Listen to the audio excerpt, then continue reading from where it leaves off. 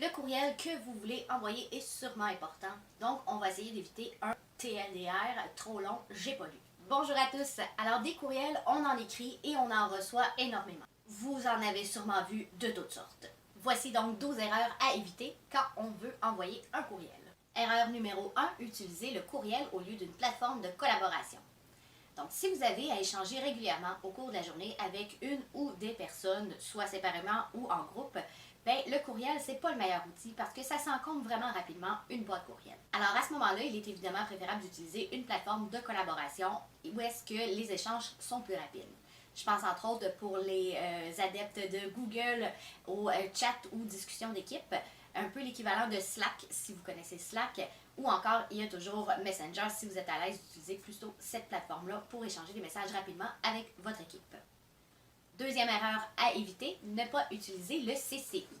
Donc, vous le savez, le CCI, en fait, c'est que ça masque les adresses courriels des personnes à qui on veut envoyer le message quand on l'envoie à plusieurs personnes. C'est important pour la confidentialité, surtout si c'est des gens qui ont une adresse privée ou personnelle que vous avez à contacter.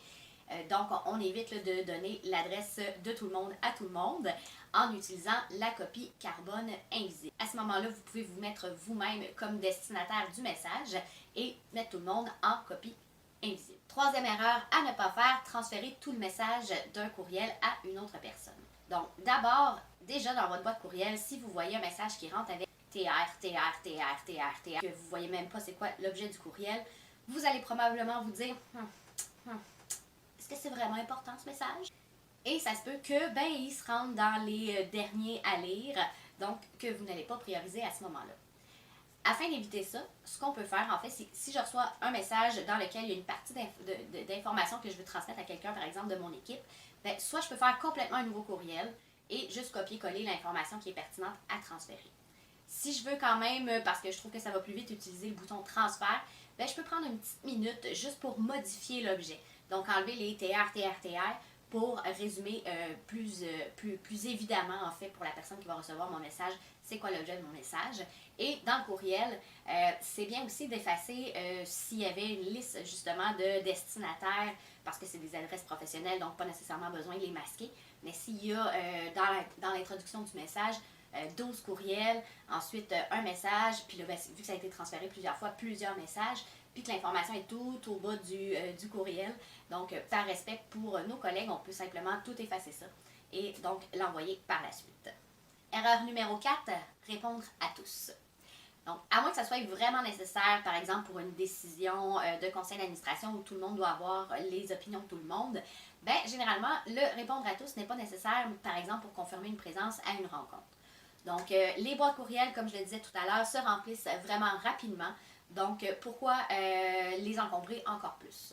Et petite astuce, si vous ne le saviez pas, la plupart des boîtes courriels ont dans les paramètres une fonction où on peut enlever le répondre à tous d'emblée et mettre simplement répondre à l'expéditeur. On entre maintenant dans le contenu en soi du courriel. Donc, en cinquième erreur, ne pas dire bonjour en introduction du courriel. Bonjour, nom de la personne.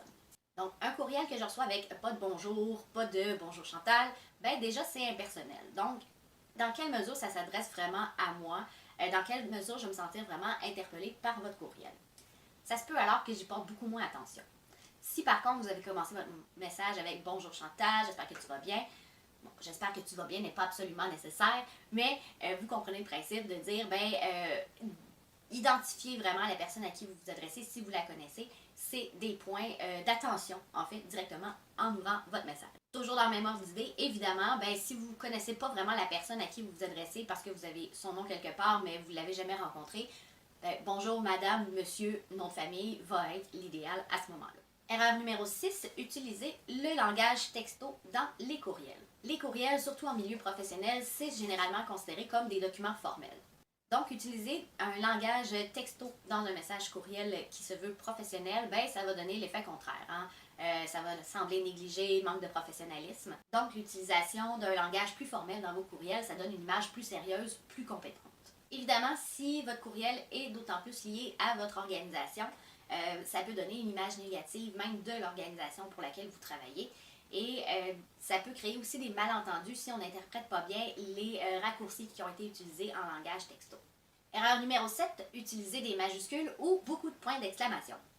Donc pour les majuscules, j'imagine que je ne vous apprends pas grand-chose, c'est l'équivalent en message texte généralement de crier. Donc on évite de faire ça évidemment dans nos courriels. D'ailleurs, je ne sais pas si vous avez remarqué, mais un texte qui est écrit tout en majuscules, c'est un petit peu plus difficile à lire. Donc déjà, on met une barrière de plus à notre destinataire pour avoir une réponse. Pour ce qui est des points d'exclamation, c'est un peu la même chose que le langage texto. En fait, c'est que ça décrédibilise un peu votre message. Erreur numéro 8, si vous utilisez les fonctions CC ou CCI, ne pas clairement identifier dans l'introduction de votre message comme quoi il y a des gens en copie. Donc, par exemple, ça serait bonjour, nom de la personne que je contacte, prendre note qu'il y a telle personne en copie de ce message. Et là, on commence le contenu de notre message.